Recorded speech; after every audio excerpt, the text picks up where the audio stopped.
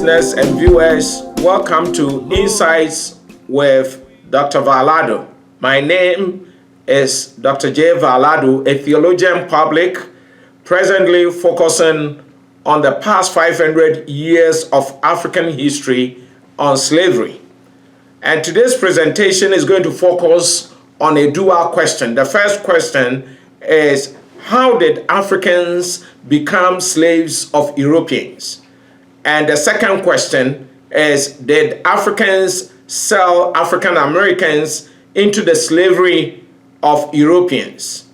These are important or legitimate questions needing the attention of us all.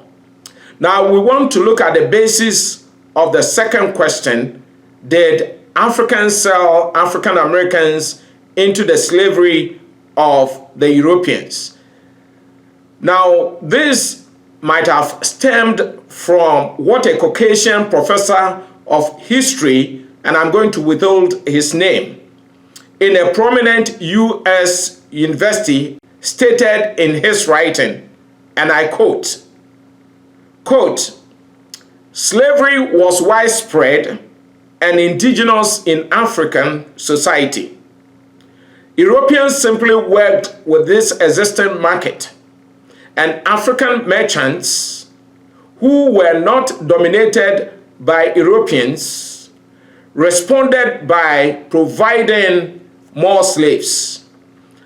African leaders who allowed the slave trade to continue were neither forced to do so against their will, nor did they make irrational decisions." End of quote. This writing or statement by the professor of history in an American university is an outrageous statement from someone who is an academic. And it is an example of intellectual dishonesty, and I will prove that. Now, there are two groups of African Americans who have also come to believe such a false narrative. One is some African Americans who are Christians and non-Christians, and also some African Americans who call themselves Hebrew Israelites.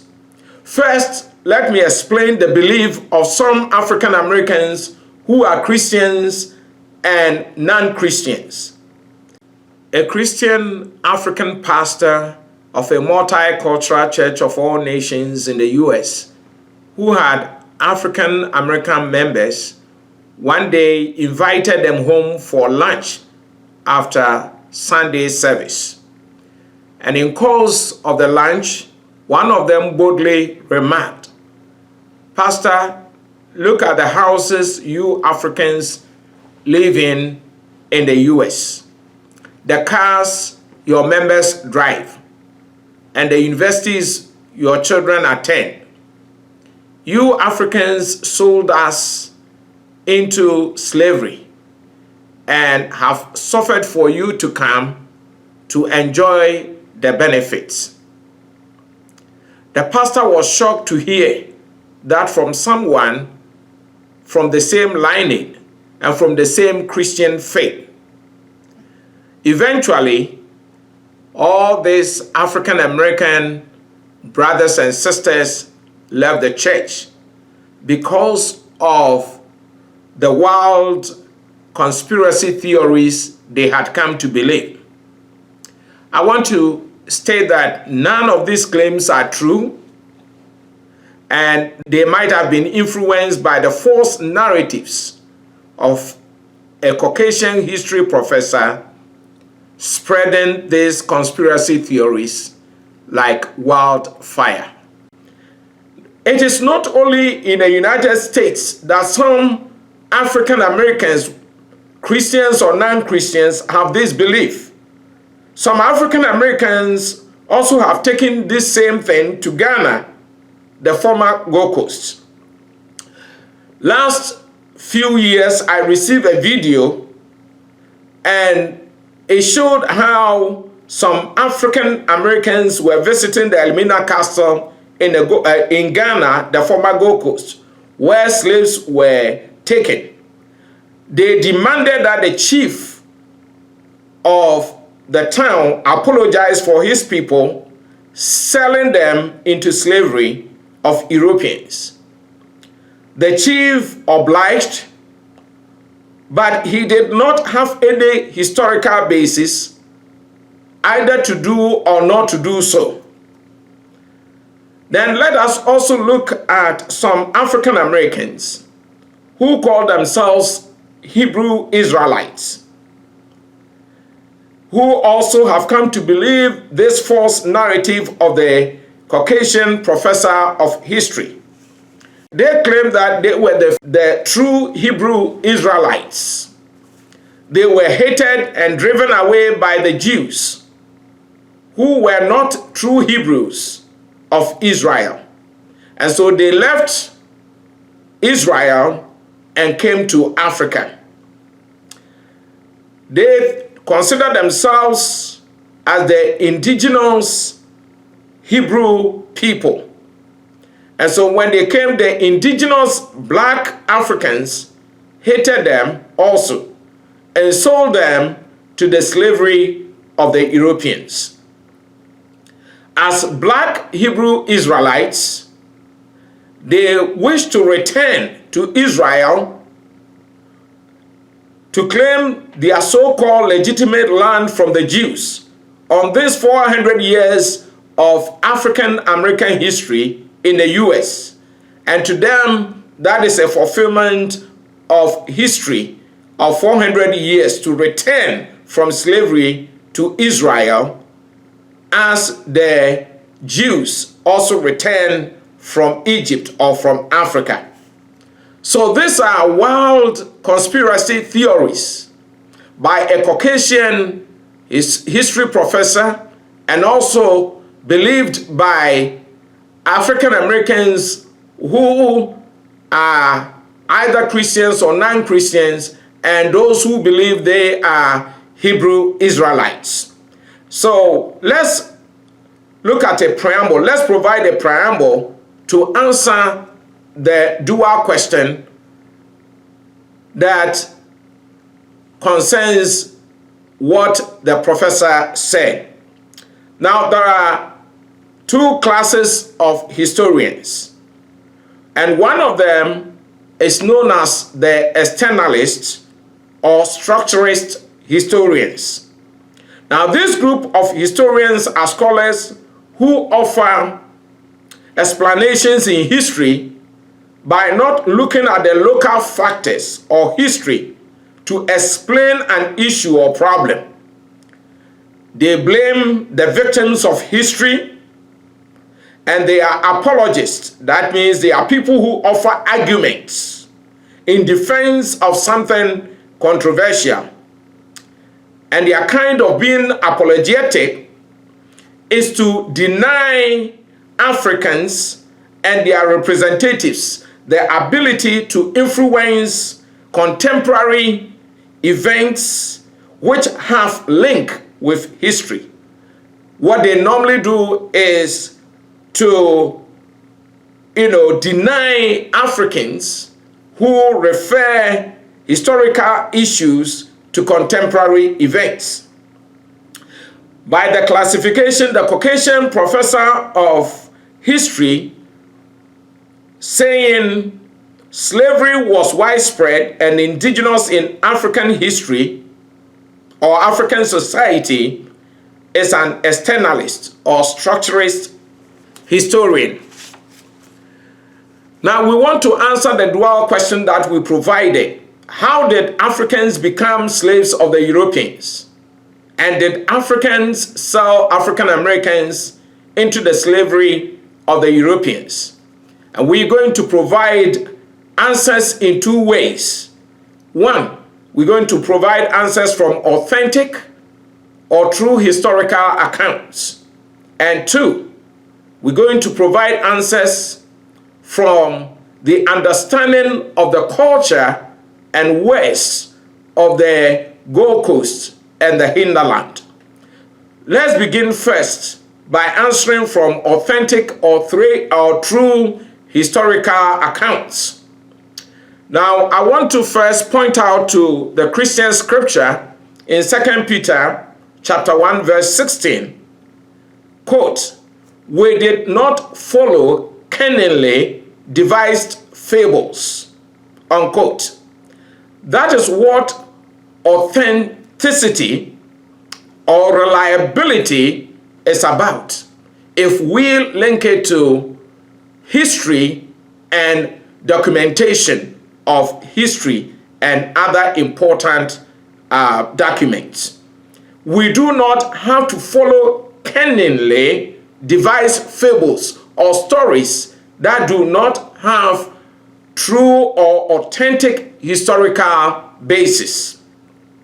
And we're going to provide 10 authentic or reliable facts why Africans did not sell African Americans into slavery, nor that the African market was already there before the Europeans came, but that Europeans introduced, strategized, and practiced slavery on Africans.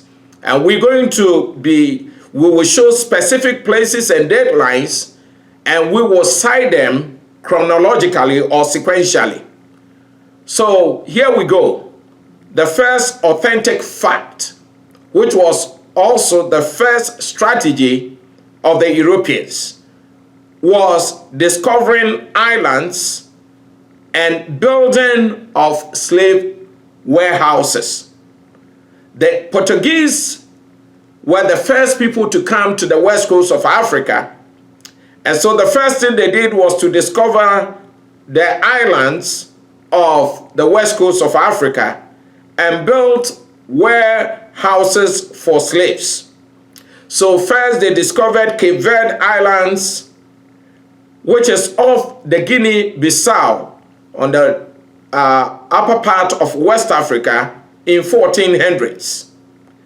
Then one of their sailors, known as Val-Addo, also discovered an island off the Equatorial Guinea in 1472 and was named after him. And so we have the Val-Addo Island. And then there was another island known as Sao Tome and Principe, which is also off the Equatorial Guinea, and they discovered that in the 1400s. Now that was their first strategy, and this is authentic fact. And so the first thing was to look at these islands, not occupied by anybody, and use them as places of building warehouses for slaves that they will capture from African countries. Now we want to take the authentic fact number 2, and which was the strategy number 2 of the Europeans.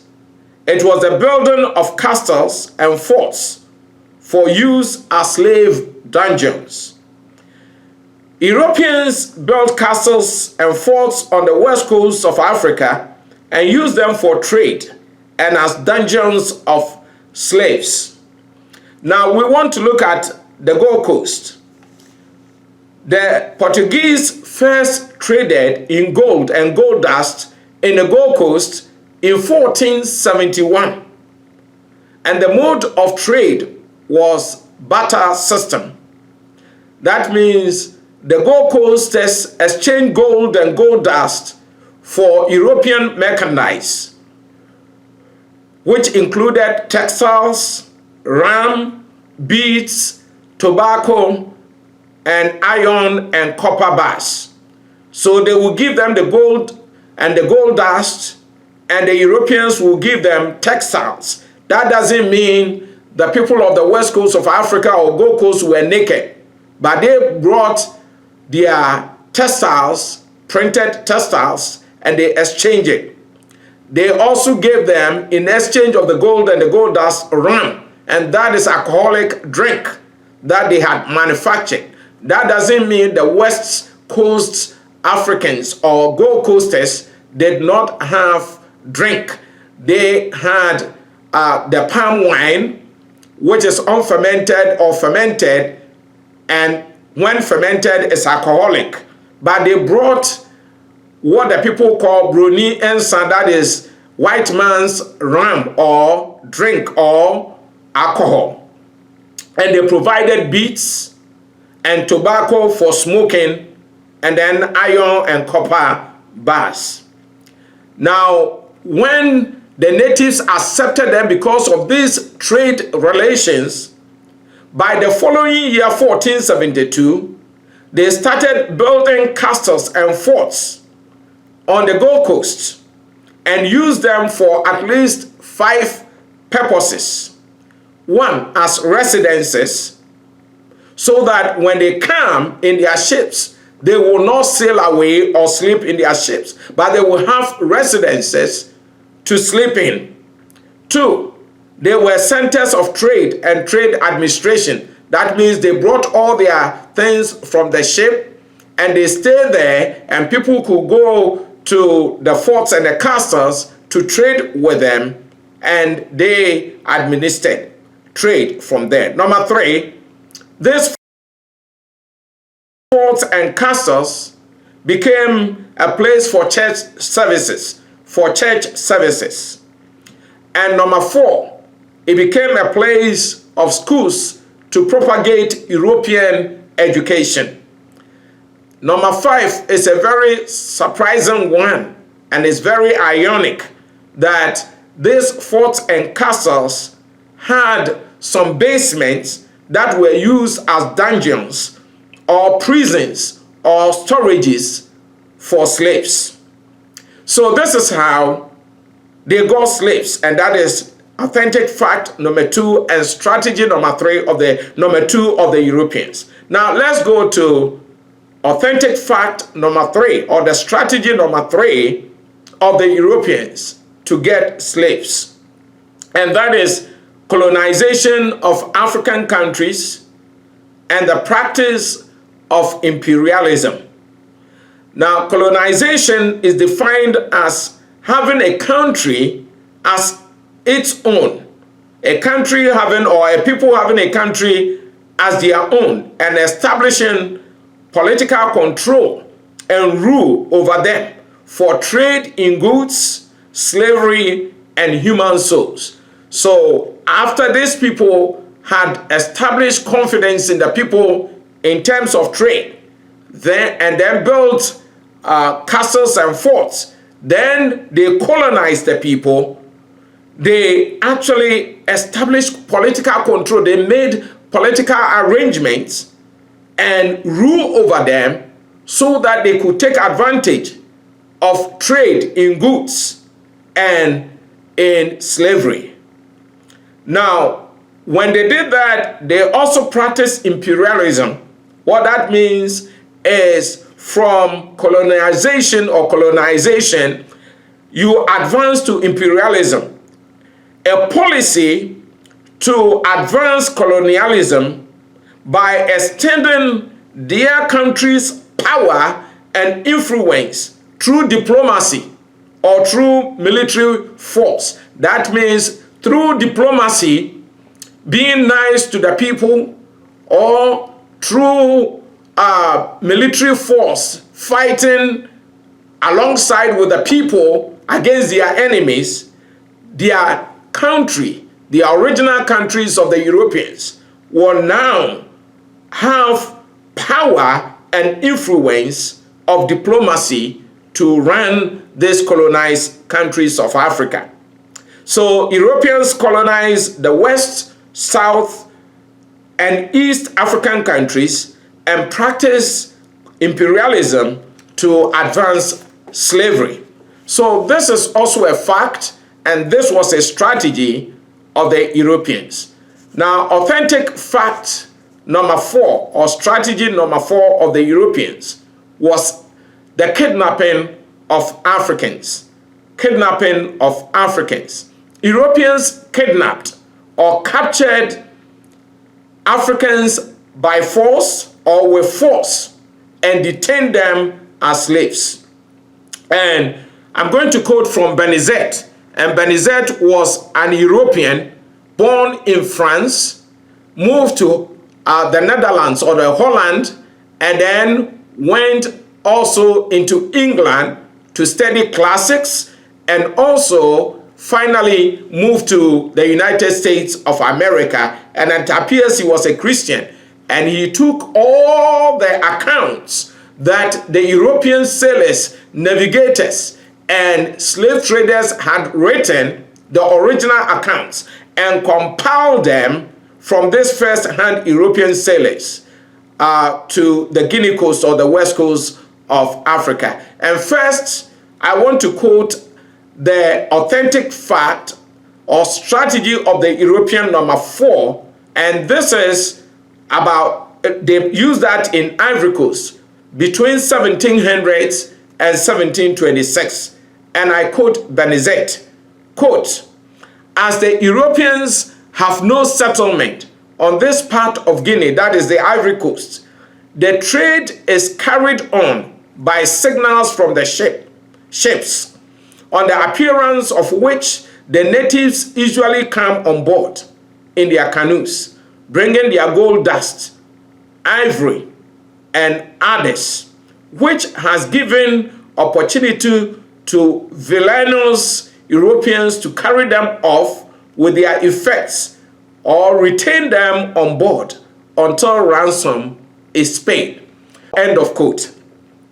Now that means these Europeans will come, they will give the natives signals from their ships, and when the natives see them and they see the signals, they will go on board in their canoes on the sea to meet with them, and they bring their gold and gold dust and ivory and to exchange with them. And some of the Europeans were villainous, they were villains, they were wicked people. So what they did was to carry the people off, the Africans from Ivory Coast off, and sometimes with their effects, either retain them on board or until a ransom for more ivory and goods is paid to them. These were villains, these were wicked Europeans, and they actually introduced kidnapping. They introduced kidnapping in the western coast of Africa. Let me continue to quote Benizet. Quote, "It is noted by some that since the European voyages have carried away several of these people, their mistrust is so greater that it is difficult to prevail on them to come on board. William Smith, who was from Britain and sent by the African Company in 1726, remarks, and Benizet quotes him, and I quote, as we passed a town and fired a gun for the natives to come off, but no soul came near us. At length, we learnt by some ships that were trading down the coast that the natives came seldom on board an English ship for fear of being detained or carried off," unquote, or end of quote. So the people were wiser because once bitten, twice shy. And so this is how another strategy the Europeans used to get slaves, and this is an authentic fact number 4. Authentic fact number 5, or the 5th strategy the Europeans used, was the corruption of some African rulers or chiefs.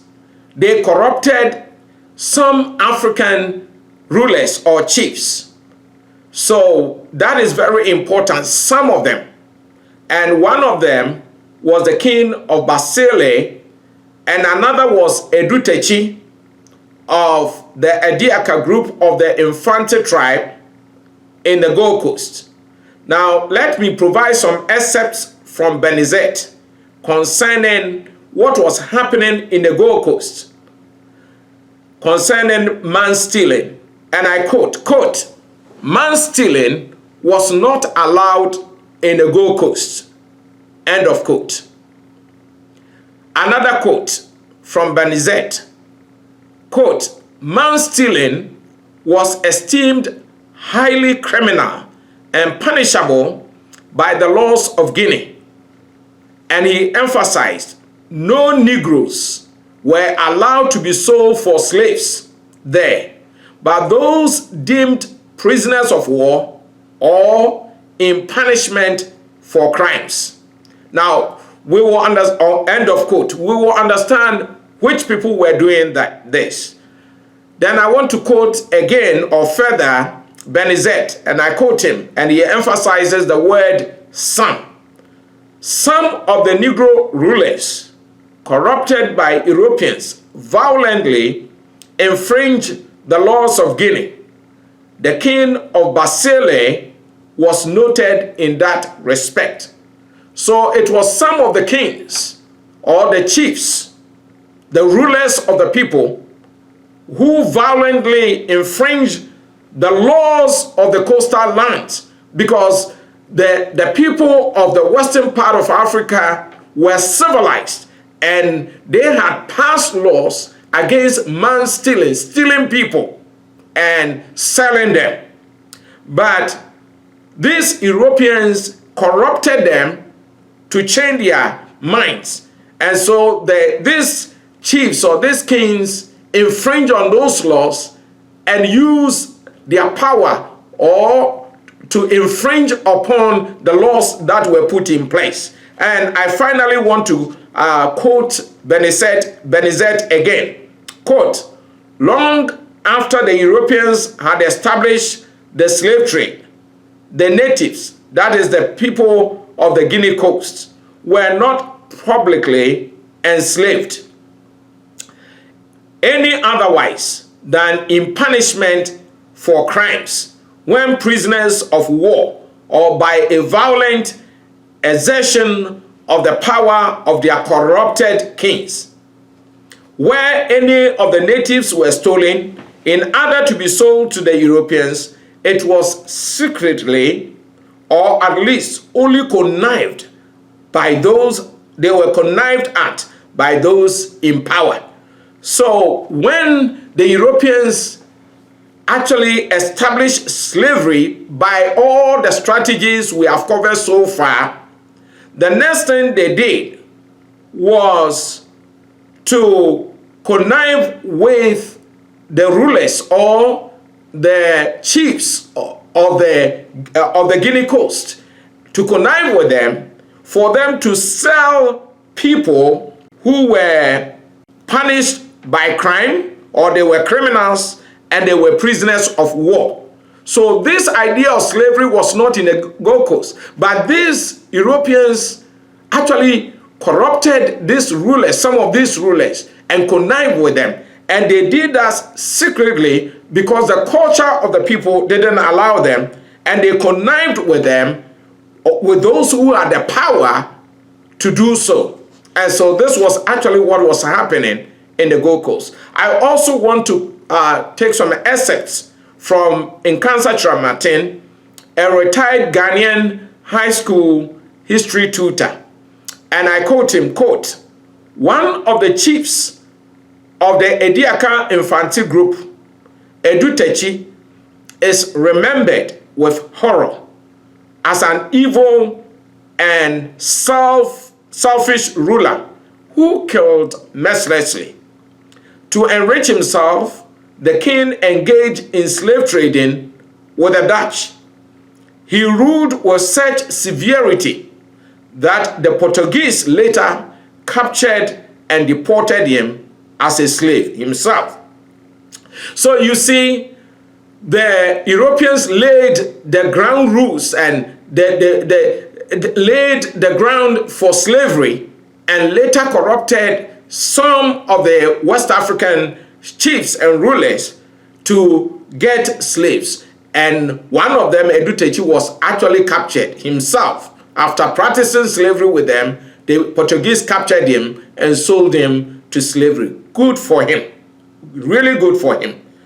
Well, because of time, we would like to continue with the next 5 authentic facts and strategies of the Europeans to advance slavery in the west coast of Africa and provide answers from their understanding of the culture and the ways of the Gold Coast and the hinterland on slavery.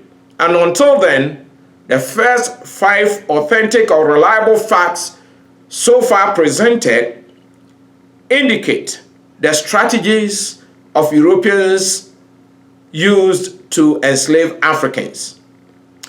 They indicate clearly that Africans did not sell African Americans into the slavery of the Europeans. They further indicate that slavery was not an established system in the west coast of Africa as claimed by the history professor. That was a fallacy. That was a conspiracy theory taught in the academic classroom. There was nothing like that. And so in closing, we want to say, if you receive this presentation on WhatsApp, please do us a favor, go to YouTube and type in Insights with Dr. Val-Addo. You will find all our presentations, including this one there. And while you are there, press the subscribe button to receive Insights with Dr. Val-Addo and the notification bell to receive an alert when a new presentation is released. If you watch this presentation on the WhatsApp, you will not be able to write us a comment. And that's why we want you to go to the YouTube section where you can scroll down and leave us a comment. And then also, please give us a thumb up if this presentation has opened your eyes to the truth about slavery. And I want you to click the share symbol to send this presentation to friends, relatives, and others. God bless.